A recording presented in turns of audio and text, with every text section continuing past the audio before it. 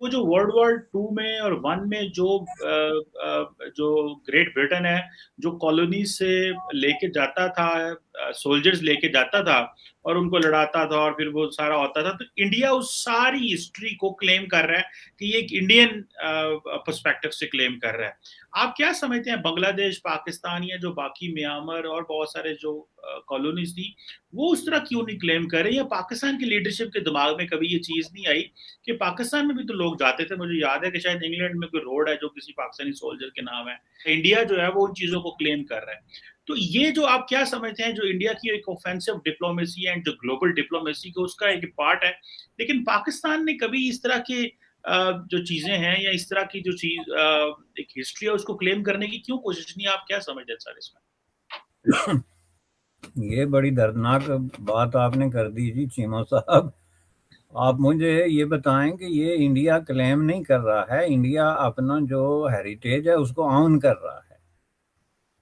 Claim तो तब कर रहा हो कि उसको कोई कंटेस्ट किया हो किसी ने या कोई इस तरह की बात हो। वो तो एक अनटच किस्म का इंटरनेशनल हेरिटेज है जो इंडियन सब कॉन्टिनेंट के लोगों ने कंट्रीब्यूट किया है, स्पेशली इंटरनेशनल वार्स में। लेकिन ये है कि इसको पाकिस्तान कभी ऑन नहीं करता, क्योंकि पाकिस्तान तो 47 से पहले की किसी चीज़ को ऑन करता भी है तो वो उसको जिस तरीके से करता है उसका हकायक से कोई ताल्लुक ही नहीं है। आप क्लेम कर ही नहीं सकते वो, चूंकि आप ये कहते हैं कि हमारा तो इससे हिस्ट्री से कोई ताल्लुक ही नहीं है।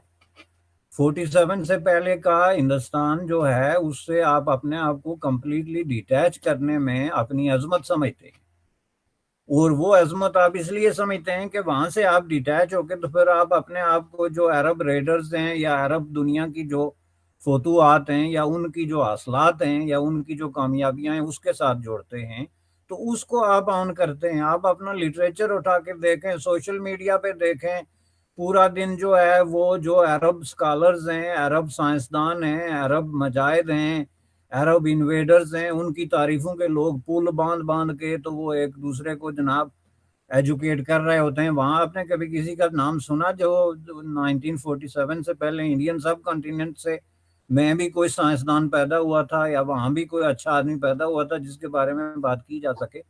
तो जब कोई काम अपने माजी पे इस कदर शर्मिंदा हो कि 1947 से पहले हम जो कुछ भी थे हम उसको छुपाने की कोशिश करें कि हमारा इंडियन सब कॉन्टिनेंट से या हिंदुस्तान से ताल्लुक ही कोई नहीं है, तो फिर आप जाके बेल्जियम में खताब तो नहीं कर सकते ना कि यहाँ पे जो हिंदुस्तान से आए हुए सोल्जर मारे गए थे वो हमारा उनसे कोई ताल्लुक है। आप कैसे ये बात करेंगे? आपने एक बहुत बड़ा हेरिटेज जो है उसको खुद ही एक तरीके से मैं कहूंगा कि एक तरफ कर दिया। ये तो आपने एक एग्जाम्पल, और is a very fascinating example जो आप लेके आए कि ये सिर्फ एक चीज है, लेकिन इसी का यही सारा प्रॉब्लम है। यही प्रॉब्लम जो है वो पाकिस्तान को इंडिया के खिलाफ एक वार लाइक किस्म की पोस्चर बनाने पे मजबूर करता है। क्योंकि अगर पाकिस्तान में यह तस्लीम कर लिया जाए कि हम लोग इंडियन सब कॉन्टिनेंट का हिस्सा थे और इंडियन सब कॉन्टिनेंट के अंदर हमारी जो एग्जिस्टेंस थी प्री पार्टीशन, प्री 1947 जो है, हम उसको एक्नॉलेज करते हैं, वो अच्छी थी बुरी थी उसके हम हिस्सेदार थे, और हमारे बाप दादा इस धरती के अंदर जो है वो सदियों से रहते आए हैं, और हमारा एक कल्चर है, एक तहजीब है, एक सकाफत है। तो आपका पंगा ही खत्म हो जाता है। इंडिया के साथ झगड़ा क्या है? इंडिया के साथ झगड़ा ये है पाकिस्तान में जो इस वक्त तक जो है वो गुज़श्ता 70 साल से जारी है, वो ये है कि अगर इंडिया के साथ हम ताल्लुकात बनाते हैं तो इसकी जो कल्चरल और इकोनॉमिक और पॉलिटिकल स्टेचर है इसके अंदर हम गायब हो जाएंगे। उससे हमारी आइडेंटिटी को खतरा है, उससे हमारी इन सेंस ऑफ इनसिक्योरिटी जो है वो बढ़ जाता है।